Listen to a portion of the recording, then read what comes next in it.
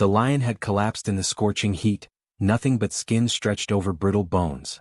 Vultures circled above him, waiting. Then a man stepped out of his truck, stared death in the face, and did the unthinkable. The sun over the savannah that day was merciless. It was the kind of heat that distorted the horizon and baked the earth into cracked tiles. No one in their right mind should have been out there, but Thomas Wells wasn't like most people. Thomas, a former wildlife ranger turned solo conservationist, had spent the last decade patrolling the outskirts of reserve lands that bordered poaching zones. Armed with little more than a beat-up Land Rover, a first aid kit, and a passion that wouldn't quit, he often risked his life for animals most of the world had forgotten. That morning he'd been tracking a distressed lion call reported by a local farmer, growls that turned into low moans deep into the night. Most would have brushed it off as territorial posturing, but not Thomas. He knew pain when he heard it. An hour into his drive, Thomas spotted something unusual in the dry grass, an unnatural stillness. His trained eyes caught it before his brain even processed the shape. It wasn't until he parked a few meters away and stepped out that his heart dropped. There it was. A fully grown male lion barely breathing. Its mane, once a glorious crown of golden strength, was matted and infested with ticks. Deep wounds crisscrossed his ribs and shoulders, some old, some frighteningly fresh. His eyes, glazed with exhaustion and trauma, opened just a crack as Thomas approached. "He's dying," Thomas whispered. Most would have backed away, reported it to animal control, or accepted that this was just nature taking its course. But not him. He crouched low, heart pounding, and whispered something he always did to wounded animals: "You're not alone now." Slowly, methodically, Thomas checked for signs of life. The lion's pulse was faint, his breath shallow. A snare trap had torn through his rear leg, nearly down to the bone, an injury that would have made even the strongest give up. Thomas knew this wasn't just any lion. This was an escapee, a king who had probably fled poachers, got caught in an illegal trap, and somehow survived long enough to crawl here. He had no tranquilizer gun, no proper transport cage, and no backup. And yet, looking into the lion's defeated eyes, he made a decision that would change everything. "I'm getting you out of here." Thomas rushed to the Land Rover and grabbed everything he had: gauze, saline, antibiotic spray, and a makeshift stretcher he had once used for a wounded cheetah. He worked quickly but gently, treating the worst of the wounds, flushing maggots from deep gashes while the lion barely stirred. What came next could have easily gone horribly wrong. With nothing but adrenaline and determination, Thomas laid out the stretcher beside the lion, whispered to him again, and did what no one would believe unless they saw it. He hoisted the half-ton lion inch by inch until the beast's battered body was loaded into the back of his vehicle. The lion let out a sound, low and broken, a mix between a growl and a groan. But there was no resistance. It was as if he knew Thomas was helping him. The drive back to Thomas's safe zone, his makeshift bush clinic, was rough and tense. Every bump on the dirt road felt like a potential final breath for the lion. Thomas kept one hand on the steering wheel and the other reaching back, fingers barely brushing the lion's mane, reminding him he wasn't alone. Flies buzzed. Sweat poured. But Thomas didn't care. By the time he arrived, dusk had begun to fall, casting long shadows over the horizon. He called ahead to a trusted vet, Dr. Lena McCona, a fierce woman with nerves of steel and hands of gold. She was already there when he pulled up. Lena gasped when she saw the lion. "Tom, how is he still alive?" Thomas just shook his head. "Will he make it?" She didn't answer immediately. They worked in silence, rushing to stabilize him. 4 fluids were started. The snare wound was cleaned and stitched. Painkillers were administered. Lena did everything by the book, and then did more because she knew that sometimes what made the difference wasn't medicine. It was love. The night was long. Neither of them slept. The lion's breathing would sometimes falter, and both would jump to his side. But somehow, hour by hour, the lion held on. As dawn broke, a miracle happened. The lion moved his head. Not much, just enough to nuzzle Thomas's hand that lay resting beside him. Thomas froze, then smiled. "He's not giving up," he whispered. Lena nodded, her voice choked. "Then neither are we."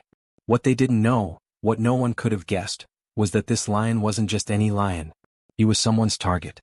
And saving him was about to unleash a storm they never saw coming. The lion lay still, but the faint warmth in his breath was enough to keep hope alive. Thomas didn't leave his side, not to eat, not to sleep. He just sat, watching every rise and fall of the lion's chest like it was the most sacred rhythm in the world.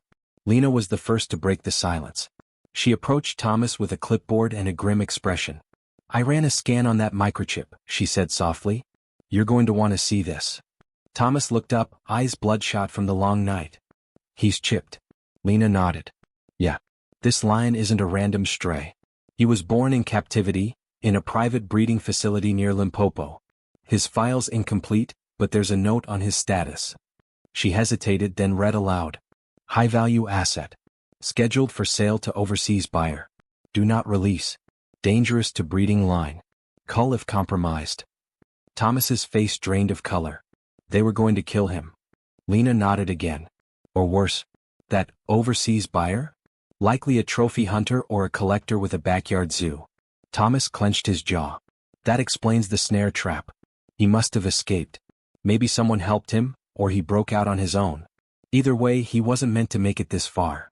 But the lion had made it. Battered, bleeding, barely clinging to life. But he was here. And now Thomas realized something chilling. Someone might already be looking for him. And they wouldn't just want him back. They'd want him silenced. By the second day, the lion, whom Thomas had started calling Majani, meaning leaf in Swahili for the way he clung to life like a stubborn tree, began showing small signs of recovery. His body still trembled with fever, but his eyes followed movement now. When Thomas entered the enclosure with fresh water, Majani lifted his head. Just slightly. That was all the encouragement Thomas needed. He set up a cot in the corner of the clinic and stayed close. Every few hours he whispered soft words, stories from his years on patrol, his dreams for the reserve he wanted to build, one safe haven at a time. He didn't know if Majani understood. But somehow the lion stayed alive. 3 days later the first threat arrived. Thomas was outside loading supplies when a sleek black SUV pulled up. It didn't belong to the local authorities or any vet group he recognized. 2 men stepped out, clean-shaven, dressed in polished boots and khakis that had never seen dirt. The taller one offered a tight smile. Morning. We're here on behalf of Lion Care International. One of our animals escaped recently. We've tracked his chip here. Thomas didn't blink. There's no facility here. Just a clinic. Then you won't mind us taking a look around. Thomas's voice hardened.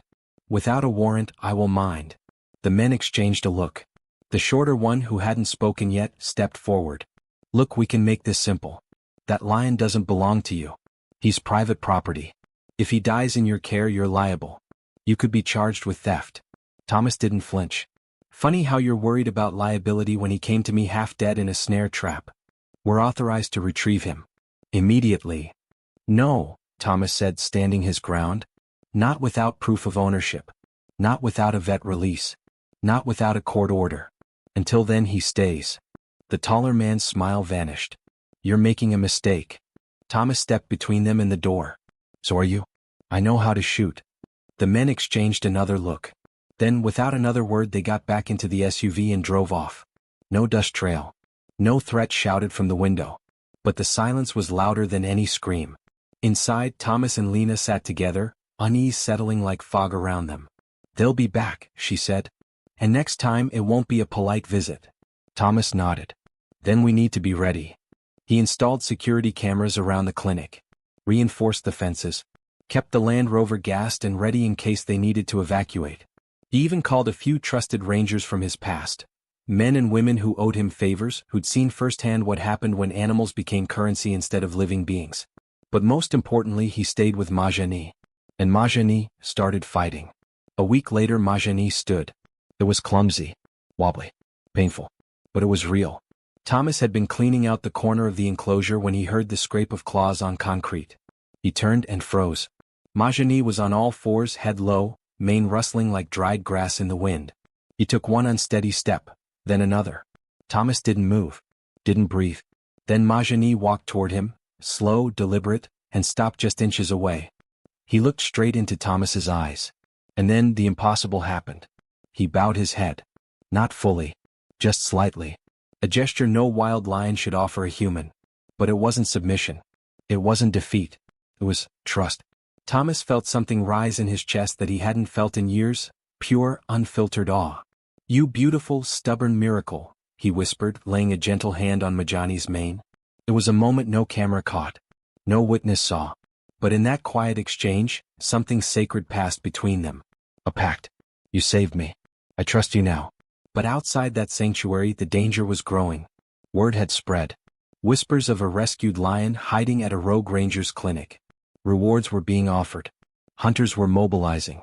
The kind of people who didn't care about rules, laws, or the line between right and wrong. And when the night came that gunshots rang out beyond the perimeter fence, Thomas knew the war had just begun. The first shot shattered the silence like a hammer through glass. Birds burst from the trees, screaming into the night. Thomas hit the ground behind the clinic wall, heart thundering in his chest. Another shot. Then silence. He reached instinctively for the rifle mounted by the door, a relic from his ranger days, rarely used but always ready. Lena ducked beside him, pale and breathless. "They're here," she whispered. Thomas didn't answer. He already knew. The fence line had been breached. Out in the enclosure, Majani let out a low growl, deep and thunderous. Not of fear but defiance. Even injured, the lion wasn't going to cower. Thomas crawled to the back window and peered through his scope. He caught a glimpse of movement, 3 figures, dark clothing, rifles slung across their shoulders. Not poachers. Mercenaries. The kind used by shady animal collectors and black market buyers to clean up messy escapes. "These guys aren't amateurs," Thomas muttered. Lena gritted her teeth. "We can't let them take him." "We won't." Thomas had prepared for this.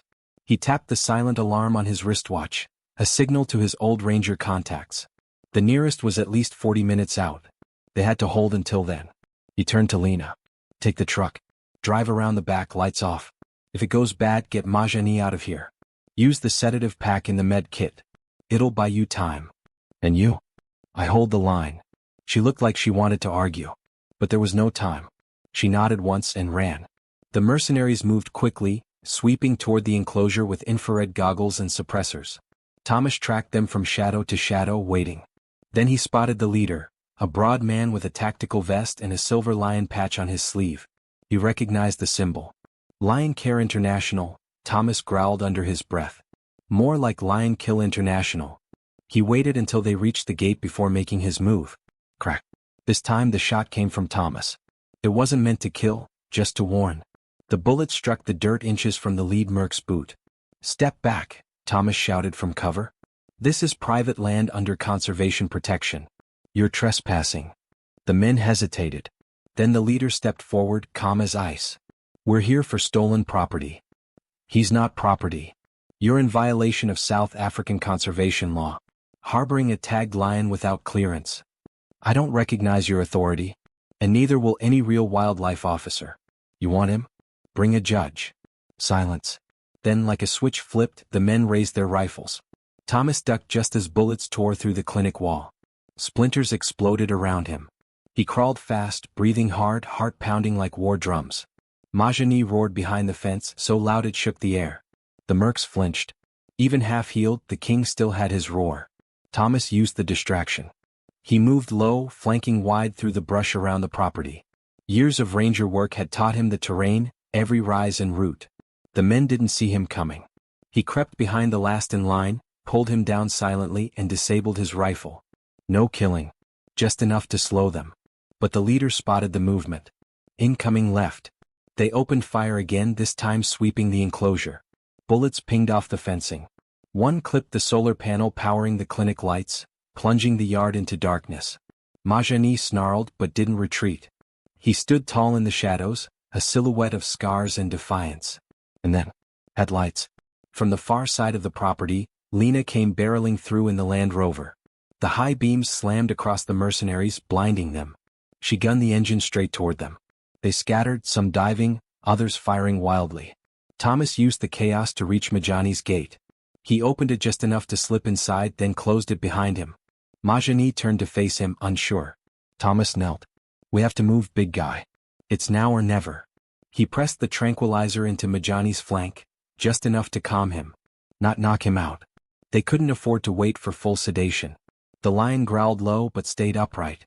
That was enough. Together, lion limping, man guiding, they reached the rear gate where Lena had backed up the truck. She jumped out, swinging the cage door open. "Hurry."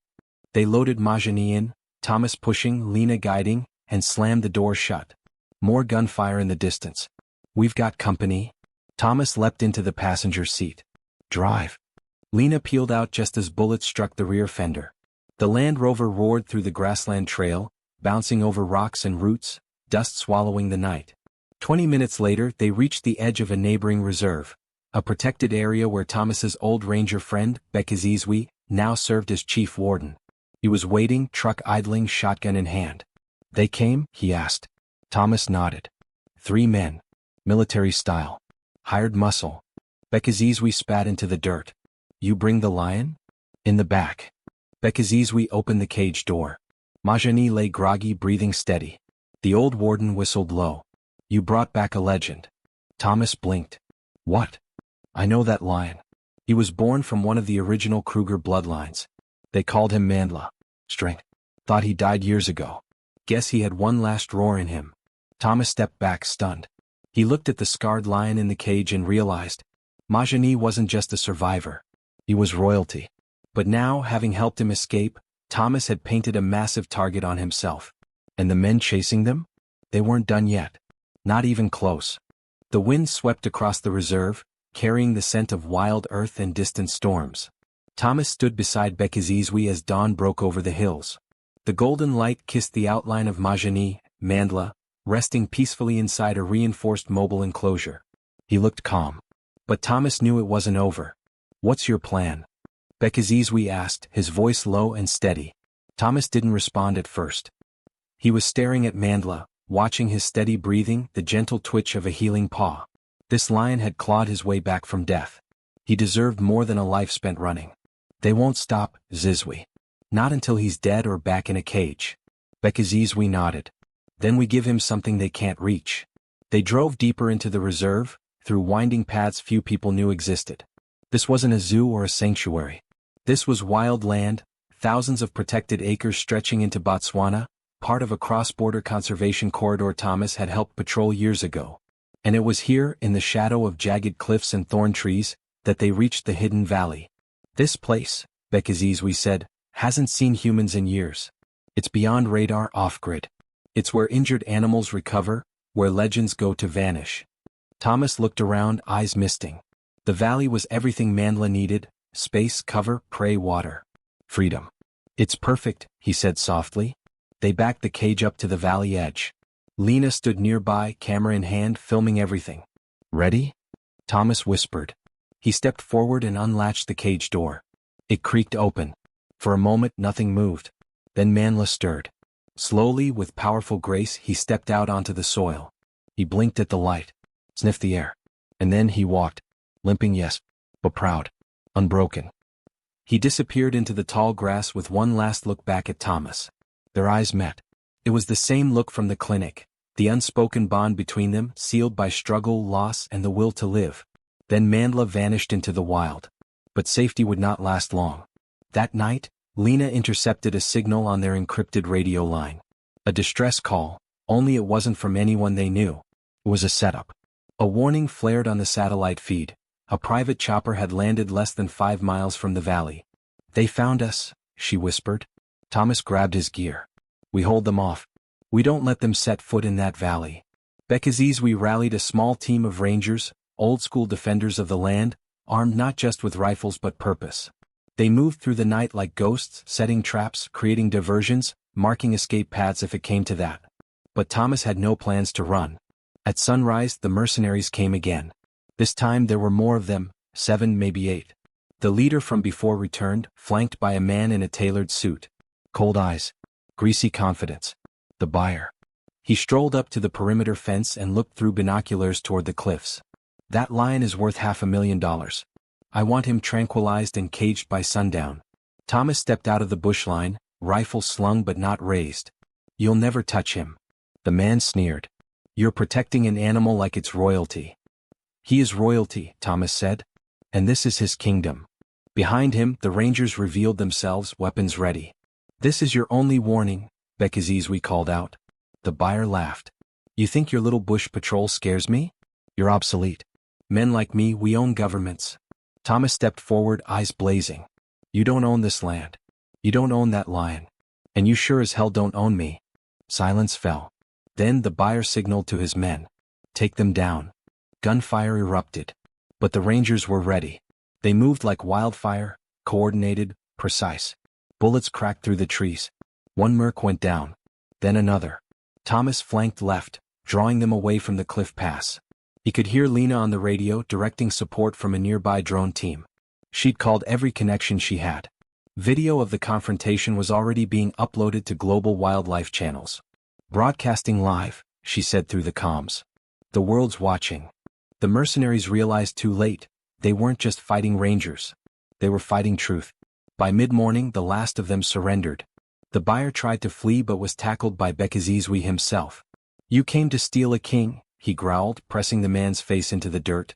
"But the crown fights back." 2 days later, international news exploded. Viral video exposes illegal wildlife trade operation in South Africa. Rogue mercenaries captured attempting to poach protected lion. The lion that refused to die. Mandla's story captivates millions. Donations poured into Thomas's clinic. Conservation groups offered support. Legal teams volunteered to prosecute the buyer and his network. Thomas, Lena, and Bekazizwe stood at the center of it all, but none of them took credit. Only one name mattered. Mandla. The lion who would no longer need to run. 1 month later, Thomas returned to the valley alone. He walked the trails slowly, scanning the cliffs, listening for the rustle of grass, the crunch of heavy paws. And then he saw him. Mandla, perched on a rock ledge, mane thickened, body stronger. A king returned to his throne. Thomas didn't approach. He didn't need to. Mandla raised his head and let out a thunderous roar, one that echoed off the rocks and across the plains. A roar not of pain but of power. And Thomas knew. He was home. If this story moved you, help us bring more untold rescues to the world. Subscribe to Lion's Shield, where the fight for life, freedom, and second chances never ends.